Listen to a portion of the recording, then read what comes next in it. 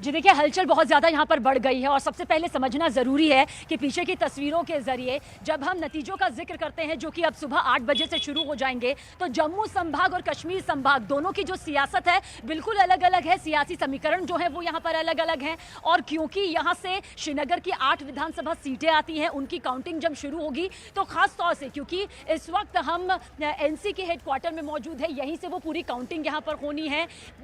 वो काउंटिंग यहाँ पर होनी है जिसका चुनाव जो है यहाँ की जमहूरियत ने किया होगा, जो ये बताएगी कि आखिर 2014 के बाद से जो 10 साल का ये लंबा वक्त हुआ है, किसने किसको कितनी सीटें यहाँ पर दी है। कहा जाता है ना कि कश्मीर जो है वो धरती का स्वर्ग है और श्रीनगर, क्योंकि हमारी मौजूदगी श्रीनगर में है तो श्रीनगर कश्मीर का सार यहाँ पर कहा जाता है, जिसने यहाँ पर नेशनल कॉन्फ्रेंस, क्योंकि हम यहाँ पर मौजूद है और आप देखिए पीछे की हलचल यहाँ पर, जैसे मैं कहूँगी जय किशन ये पीछे की हलचल यहाँ पर जरूर दिखाएं। अब धीरे धीरे जो है यहाँ पर सरगर्मी बढ़ती जा रही है। इससे पहले अगर आप थोड़ी देर पहले आते तो आपको वो लंबी कतार भी नजर आती जो अंदर काउंटिंग में अपनी बहुत महत्वपूर्ण भूमिका यहाँ पर निभाने वाली है। सुरक्षा के बहुत ज्यादा सख्त इंतजाम किए गए हैं ताकि एक एक सीट के जो आंकड़े आए वो शांतिपूर्ण तरीके से यहाँ पर बन पाए। और सबसे बड़ी बात आप देखिए, क्योंकि हम पहले भी कह रहे हैं कि जम्मू और कश्मीर का सियासी समीकरण, सियासी रणनीति बिल्कुल एक दूसरे से अलग नजर आती है। इसलिए कहा जाता है कि अगर सत्ता की कुंजी अगर आपको हासिल करनी है तो श्रीनगर की जो 8 सीटें यहाँ पर है,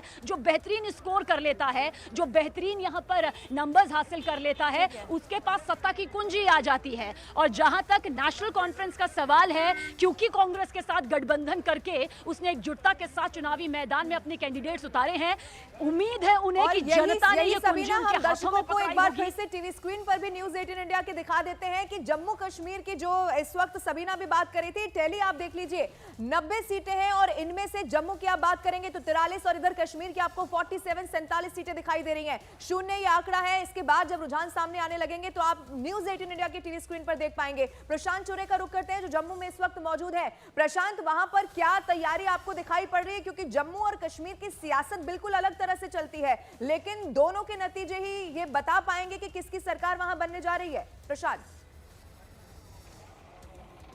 बिल्कुल, जम्मू में अल सुबह हम काउंटिंग सेंटर के बाहर हैं और अल सुबह जबकि अब ये अंधेरा छट रहा है, एक नई रोशनी, एक नए दिन की शुरुआत आज होने वाली है। लेकिन जम्मू कश्मीर में भी एक नई रोशनी की उम्मीद आवाम ने की है और आवाम जम्मू कश्मीर की किस पर हुई है मेहरबान, ये बस कुछ ही देर बाद पता चल जाएगा।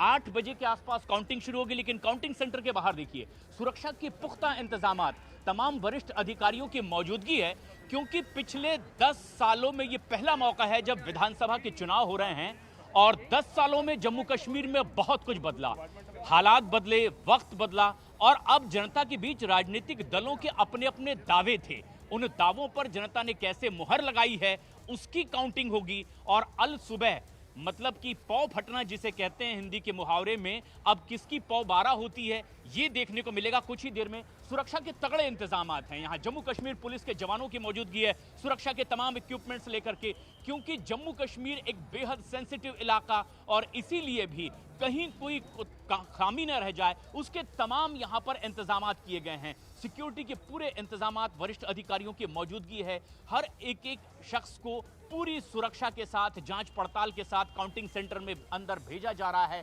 ताकि कहीं कोई चूक ना रह जाए। हालांकि जनता के बीच राजनीतिक दल पहुंचे और उन्होंने भी कोशिश की कि उनके प्रचार प्रसार में कहीं कोई चूक ना रहे, लेकिन विधानसभा की 90 सीटों की जो अब काउंटिंग शुरू होने वाली है बस कुछ ही देर बाद, शुरू में बैलेट पेपर, बिल्कुल प्रशांत, हम लौटेंगे आपके पास। अब जरा हरियाणा की बात कर लेते हैं लवीना हम, और हरियाणा लिए चलते हैं अपने दर्शकों को, जहां पर रोहतक में हमारे सहयोगी नीरज कुमार इस वक्त मौजूद हैं।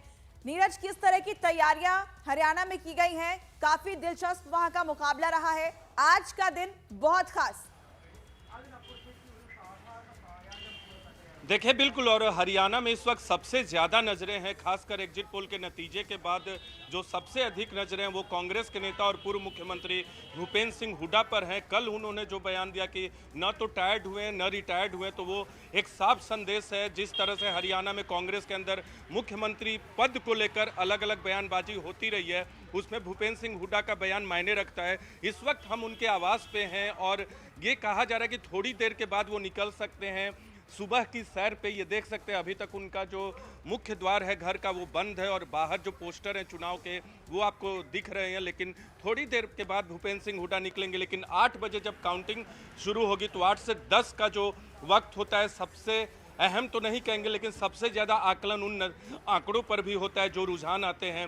लेकिन 10 के बाद चुनावी तस्वीर जो है वो साफ होगी और अगर जो एग्जिट पोल में नतीजे दिखाएगा अगर वो होते हैं तो सबसे महत्वपूर्ण व्यक्ति अगर कांग्रेस के अंदर हरियाणा के और अंदर उसी के कोई बाद नीरज होगा तो- जिन सीट्स का इससे पहले जिक्र किया गया और महापोल के जो आंकड़े सामने आए न्यूज 18 इंडिया ने भी दिखाए, अब वो क्या रुझान में और उसके बाद जो नतीजे आते हैं उसमें तब्दील होंगे देखना होगा। और न्यूज 18 इंडिया सबसे पहले दर्शकों को दिखाने भी वाला है। जावेद मंसूरी का रुख करते हैं इस वक्त अंबाला से, अनिल विज के घर के बाहर इस वक्त मौजूद है। जावेद, अनिल विज तो बीते दिनों गाना गाते हुए दिखाई दे रहे थे, वो ये जानते थे कि बीजेपी के पक्ष में जो एग्जिट पोल के आंकड़े हैं वो नहीं गए। आज क्या वही आत्मविश्वास के साथ वो घर से बाहर निकलते हैं, देखना होगा। जावेद, देखिए सुबह सुबह का वक्त है और हमारी मौजूदगी अनिल विज के घर के बाहर है। यहाँ पर अभी गेट तो खुला है, दरवाज़ा खुला, अब से थोड़ी देर बाद बताया जा रहा है अनिल विज आएंगे और फिर वो यहाँ से जाते हैं। दरअसल 1 किलोमीटर दूर एक चौक जगह है, उनका डेली रूटीन है, वो कुछ लोगों के साथ जाते हैं, चर्चा करते हैं, गपशप करते हैं। लेकिन अनिल विज को लेकर 2-3 बातें हैं। वो सबसे बड़ी बात ये जो इस चुनावों में चर्चा रही और जो बीजेपी के लिए असहज स्थिति पैदा की वो ये कि उन्होंने खुद मुख्यमंत्री पद पर दावा ठोक दिया।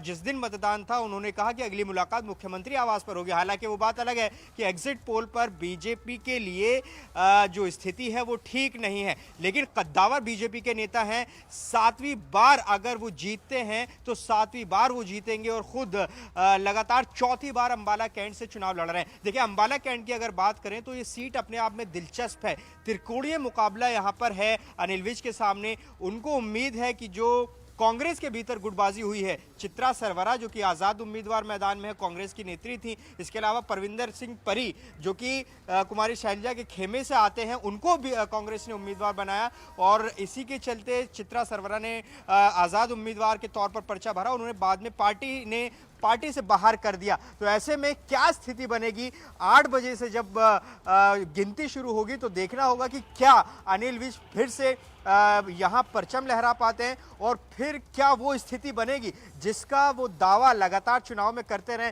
तो न्यूज 18 इंडिया सबसे पहले रिएक्शन भी दिखाएगा। 1 घंटे 50 मिनट, 8 बजे से काउंटिंग शुरू हो जाएगी और उसके बाद ये जो रुझान है वो आने शुरू होंगे और फिर ये नतीजों में तब्दील होंगे और उसके बाद पिक्चर काफी हद तक क्लियर हो जाएगी। आप बने रहिए हमारे साथ, हम लौटेंगे आपके पास। जम्मू कश्मीर और हरियाणा में रुझान आने से लेकर सरकार बनने तक किसके पास है ये बहुमत का आंकड़ा, एक एक तस्वीर न्यूज 18 इंडिया सबसे पहले आप तक पहुंच पाएगा। एक बहुत छोटे से ब्रेक के लिए रुक रहे हैं, आप बने